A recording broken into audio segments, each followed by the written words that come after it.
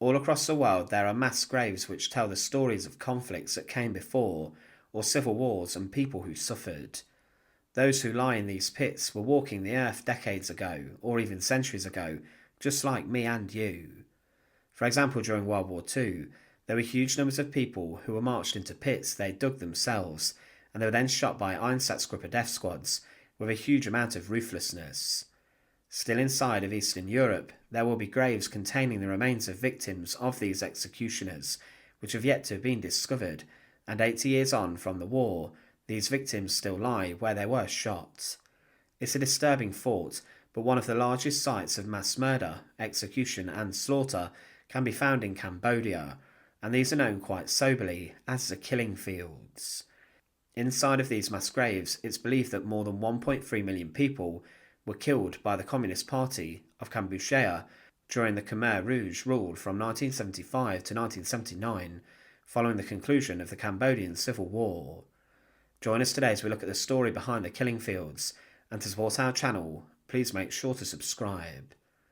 Before we look at the killing fields in detail, it's important to understand who the perpetrators were of the genocide that led to the huge mass graves being created. Khmer Rouge were a radical communist movement that ruled over Cambodia for 4 years, from 1975 to 1979, and they won power through a guerrilla war. It was the armed wing of the Communist Party of Cambodia, and the Khmer Rouge government was under Pol Pot's oversight, and during the genocide, around 3 million people were executed and murdered. The communist movement had been around for some time inside of Cambodia, and Pol Pot tried to take Cambodia back to the Middle Ages, forcing millions of people from the cities to go and work on communal farms in the countryside. To begin with, the Khmer Rouge emerged from jungles and mountain regions, but after a right-wing military coup, they entered a coalition and began to get more support, and they, during the Civil War, increased their control. When Pol Pot came to power, he began to transform the country further, and his henchmen were the Khmer Rouge. Pol Pot was pretty crazy, even by the standards of despots of the past. He began the calendar again, claiming his nation would begin at year 0, and he isolated his people from the rest of the world, and even abolished money and religion. One person who lived through the regime claimed, "Even after our warmest welcome, the first word from the Khmer Rouge was a lie wrapped around a deep anger and hatred of the kind of society they felt Cambodia was becoming. They told us that Americans were going to bomb the cities. They forced millions of residents of Phnom Penh and other cities out of their homes. They separated us from our friends and neighbours to keep us off balance, to prevent us from forming any alliance to stand up and win back our rights.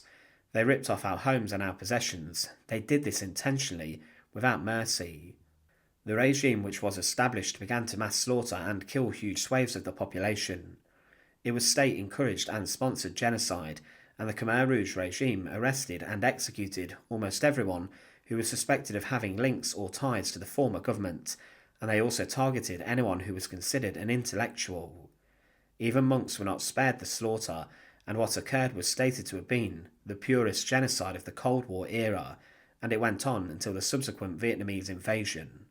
The process for execution under the Khmer Rouge was that they would send a warning. Those who were sent 2 warnings were then sent for what was called re-education, and this usually meant death. People were ordered to confess to the government about their lives pre-revolution, and they would be told that the government, or the Angkar, would forgive them and not punish them. But this was not the case. The people would then be taken to sites of torture or imprisonment, and this usually meant execution. One person who had to deal with the chaos inside of Cambodia claimed that they were willing to pay, at any cost, any lost lives for their mission. Innocent children, old women and sick patients from hospital beds were included. Along the way, many innocent Cambodians were dying of starvation, disease, loss of loved ones, confusion and execution. We were seduced into returning to our hometowns in the villages so they could reveal our true identities. Then the genocide began. First it was the men. They took my father. They told my family that my father needed to be re-educated, brainwashed, but my father's fate is unknown to this day. We can only imagine what happened to him. This is true for almost all Cambodian widows and orphans. We live in fear of finding out what atrocities were committed against our fathers, husbands, brothers. What could they have done that deserved a tortured death? Later, the Khmer Rouge killed the wives and children of the executed men in order to avoid revenge. They encouraged children to find fault with their own parents and spy on them. They openly showed their intention to destroy the family structure that once held love, faith, comfort, happiness and companionship. They took children from their homes to live in a commune so they could indoctrinate them. The killing fields were the mass graves of those who were killed by the regime throughout those very destructive years. Now, the executions which were carried out were varied in their methods.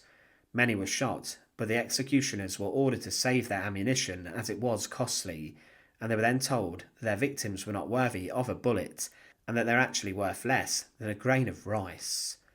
Because of this, the executioners used improvised weapons such as sharpened bamboo sticks to stab and maim, and they also used hammers, machetes and axes to bludgeon and bring someone's life to an end. Many of the weapons were also farming utensils such as scythes and hoes, and skulls were found with significant damage to them from weapons such as these.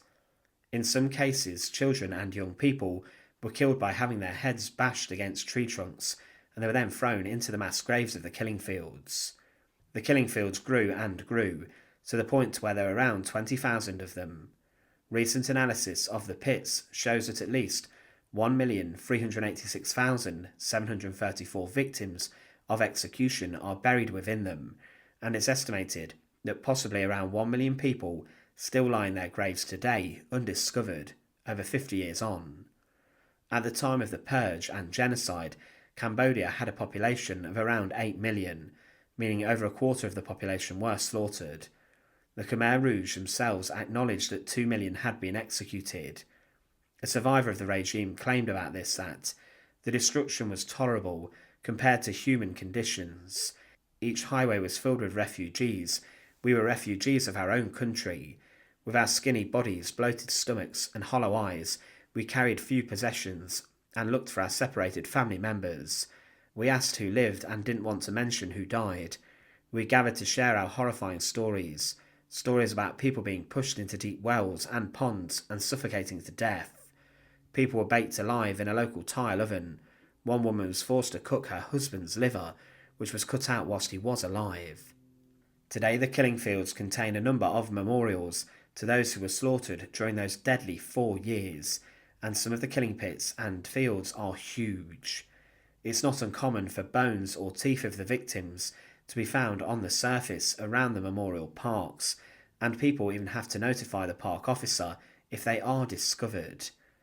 They are a harrowing reminder of a terrifying regime which was in power in Cambodia.